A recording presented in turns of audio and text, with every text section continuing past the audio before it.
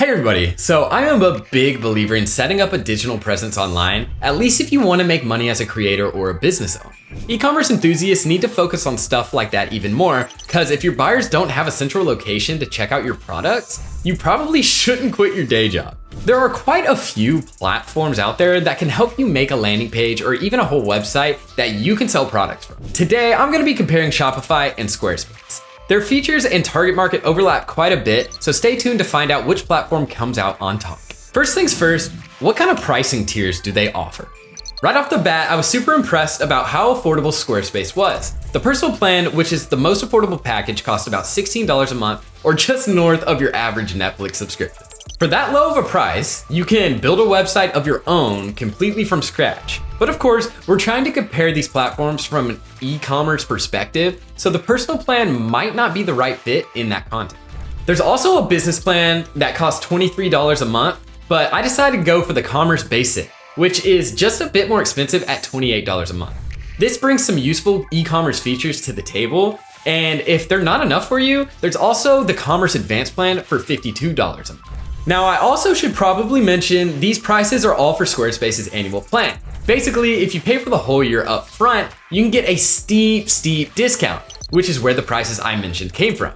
If you want to pay month by month instead, you're looking at a pretty hefty bump in the asking price. Like, I'm talking over 30% here. So the annual option is definitely cheaper. Some folks might not be too happy about that, and I totally get where they're coming from. After all, committing to a platform for a whole year is a big ask, especially if you don't know whether it's the right fit for you or not. So that's how I felt about Squarespace's pricing. How does Shopify even compare?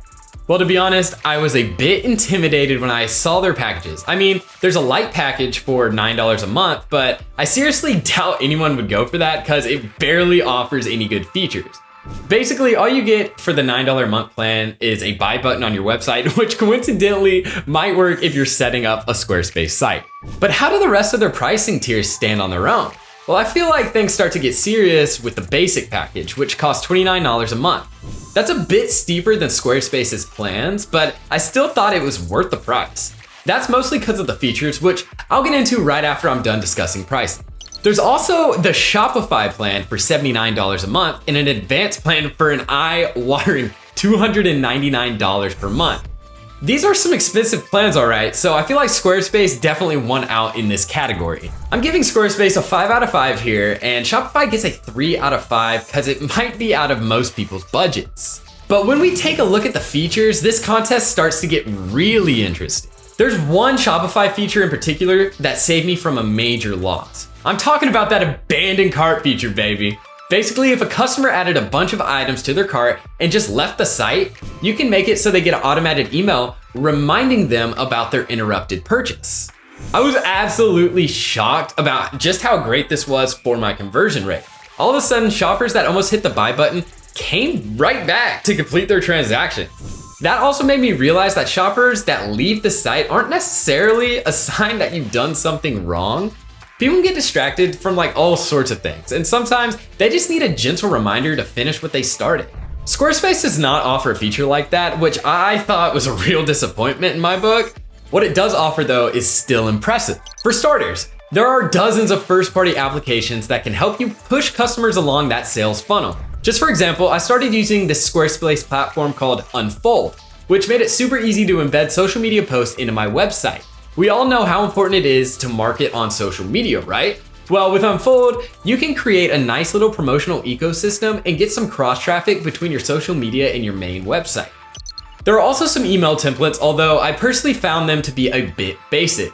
Like, what am I supposed to do with robotic sounding emails that no one will ever open?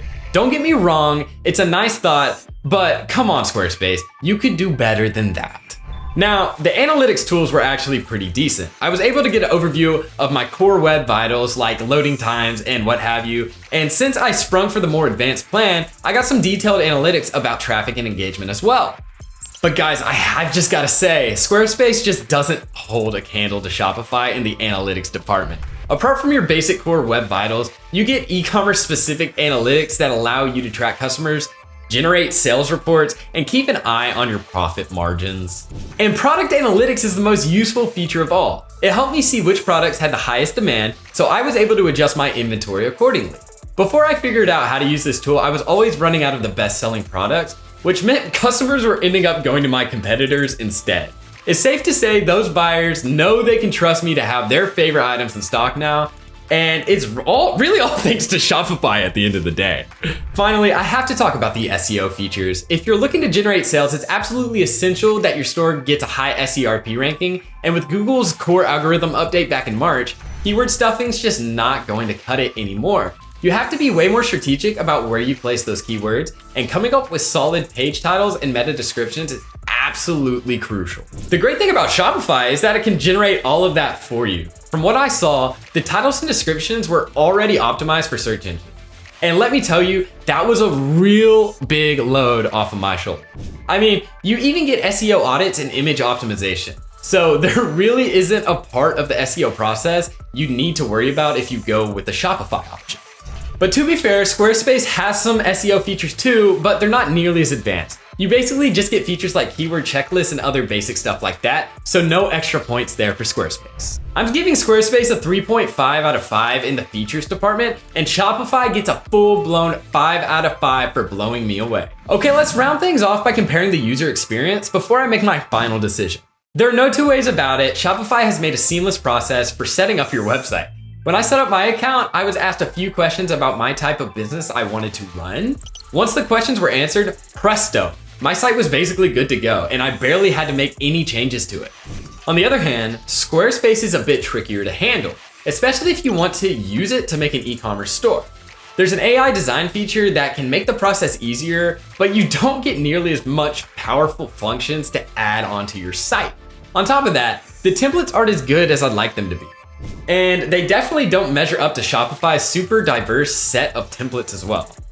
I'm thinking Squarespace gets a 3 out of 5 here, and Shopify gets a solid 4 out of 5. So there you have it. Shopify is my official pick, and boy, does it deserve the crown. With a final score of 12 out of 15, Shopify gave me the kind of experience that I hope other sites are able to emulate down the line.